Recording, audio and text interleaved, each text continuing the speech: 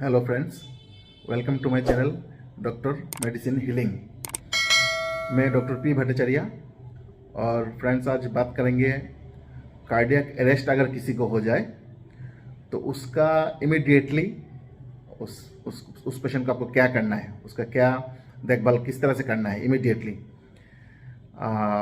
दोस्तों, मेरे चैनल में जो आपको जानकारी दे दिया जाता है वो 100% ऑथेंटिक होता है, तो इसलिए वीडियो को एंड तक देखिए आप, इसमें काफ़ी अच्छा जानकारी मिलेगा आपको। दोस्तों, ये कार्डियक अरेस्ट मतलब अचानक ये जो हार्ट है आपका वो बिल्कुल पंप करना बंद कर देना, ये एकदम पूरी तरह से बंद हो जाना, तो इसको कार्डियक अरेस्ट बोला जाता है।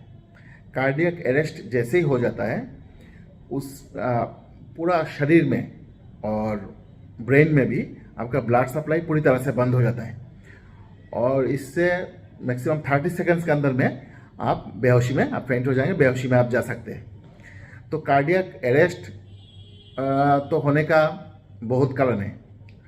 आजकल आप देख रहे हैं बहुत सारे लोग जो है चलते चलते गिर जा रहे हैं, अचानक जिम में ट्रेनिंग कर रहे हैं, अचानक गिर के डेथ हो गया। इस तरह का बहुत सारे केसेस हो रहे हैं। तो उसका कारण बहुत सारे हो सकता है, उसके लिए बाद में मैं एक बार कभी डिटेल में बात करूंगा। कार्डियक अरेस्ट में समझना जरूरी है कि आपका हार्ट पूरी तरह से रुक गया है। बहुत लोग हार्ट अटैक के साथ कार्डियक अरेस्ट को कन्फ्यूज करते हैं।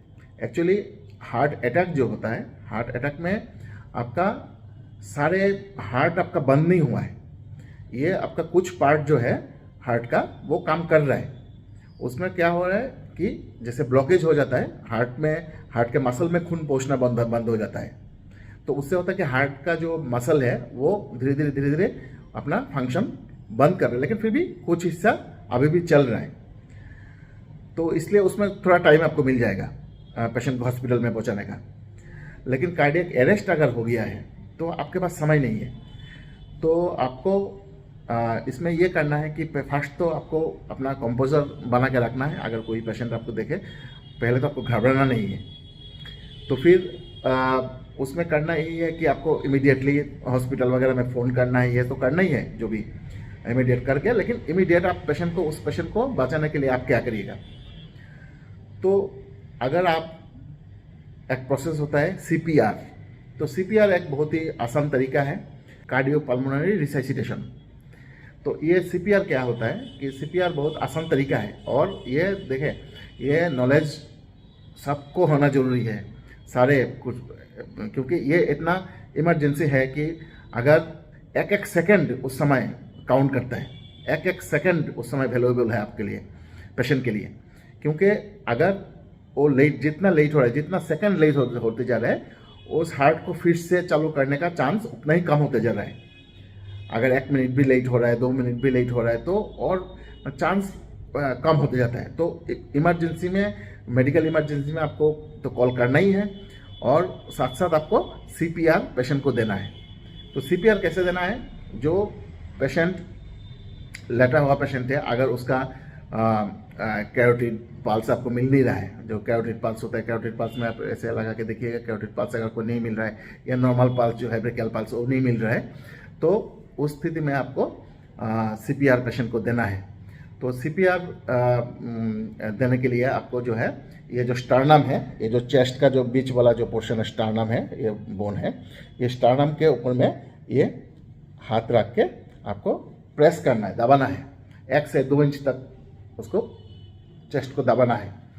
तो ये एक मैं कभी डेमो से भी दिखा दूंगा आपको कैसे करना है। ये ऐसे जनरली ये चेस्ट के ऊपर ऐसे रख के उसको ऐसे देना पड़ता है, ओके, पुश करना पड़ता है जोर जोर से। तो इसमें जनरली 2 से 1 इंच 1-2 इंच तक प्रेस उसको करना पड़ता है। ये जनरली आपको हर मिनट में 120 टाइम्स का उसको रिपीटेशन देना पड़ता है इस तरह से। तो इसके साथ साथ आप इसमें एक माउथ टू माउथ ब्रीदिंग भी दे सकते हैं 30 टाइम्स। अगर आप पुश करें 30 टाइम्स करने के बाद 2 बार आप जो है ऐसे तो माउथ टू माउथ आप ब्रीदिंग दे सकते हैं पेशेंट को। और 120 टाइम्स आप उसको पर मिनट उसको पुश करें जोर से। इससे बहुत चांसेस है कि पेशेंट का हार्ट फिर से एकदम से चालू हो जाता है, एकदम से चलने लगता है। उसके बाद मतलब हॉस्पिटल में ले जाने का टाइम मिलता है। उसके बाद अकॉर्डिंग टू जो जो जो इसका प्रॉब्लम है वो उसका ट्रीटमेंट चालू किया जा सकता है। मतलब पेशेंट का लाइफ सेविंग चीज़ है ये, बहुत इंपॉर्टेंट इसलिए है, ये लाइफ सेविंग है। किसी आप एक पेशेंट को बचा सकते हैं, क्योंकि लेट हो जाने से इसमें चांसेस बहुत कम हो जाता है फिर हार्ट को फिर से लाना, मतलब चालू करना। तो ये है। तो इसमें ऐसे भी देखिए, ऐसे कोई भी बेहोश पेशेंट को तो इस तरह से आपको ये नहीं देना है। बेहोश पेशेंट ऐसे कभी कभी जो है ना बहुत कारण से आदमी बेहोश हो सकता है, कोई नर्वस ब्रेकडाउन भी हो सकता है, कभी कभी इससे भी होता है। तो बहुत कारण से हो सकता है। लेकिन ये जो उसमें अगर आपको पल्स बिल्कुल नहीं मिल रहा हो, उस स्थिति में आपको ये देना है। आपको एक पल्स देखना है, ये ब्रेकियल पल्स होता है। ब्रेकियल पल्स को ऐसे ऐसे काउंट, ब्रेकियल पल्स को देखना होता है। और ये तो कैरोटिड पल्स, ये दोनों को देखना होता है। अगर आप दोनों में कोई नहीं मिल रहा है और पेशेंट पूरी तरह से बेहोश है, तो उस समय ये आप सीपीआर देंगे।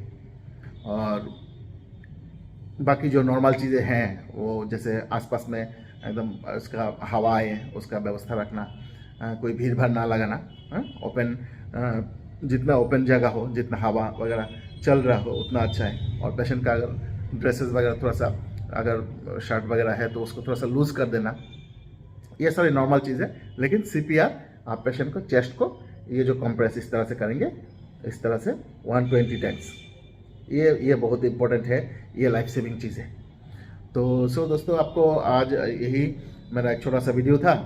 तो अगर आपको ये इसका जानकारी अच्छा लगा तो सब्सक्राइब करिए मेरे चैनल को, और लाइक शेयर और कमेंट जरूर करिए। अगर इस रिलेटेड में और कोई जानकारी आपको चाहिए तो आप कमेंट बॉक्स में भी लिख सकते हैं, मैं कोशिश करूँगा उसका आंसर करने का। तो दोस्तों, फिर मिलते हैं कोई एक नया वीडियो के साथ, नया टॉपिक के साथ। तब तक के लिए टेक केयर, जय हिंद।